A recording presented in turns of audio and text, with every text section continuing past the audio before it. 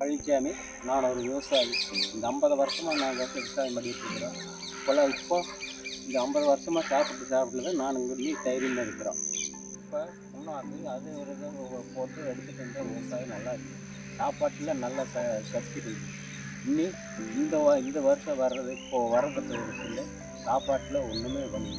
சாப்பாட்டில் சத்துங்கிறதே இல்லை.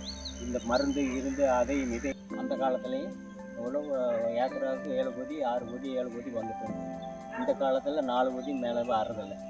எல்லாம் உரத்தை அதையும் போட்டு எல்லாம் கெட்டே போதும். ஒன்றும் பண்ண முடியல. சாப்பாடு ஒன்றுக்கு வழி இல்லை. சாப்பாட்டுக்கு அந்த சத்துங்கிறது எதுவும் கிடையாது. பூரா நோய் தான் வரும். அந்த காலத்தில் ராகி கம்பு தினை இதில் எல்லாமே சத்தில் பட்ட சாப்பிட்ருந்தோம். இந்த காலத்தில் எதுவுமே இல்லைங்க. இந்த அரிசி சாப்பாடுக்கு பதிலாக எதுவுமே சாப்பிட்டு சத்தம் இல்லை. ஒன்றும் விழுக்காடாக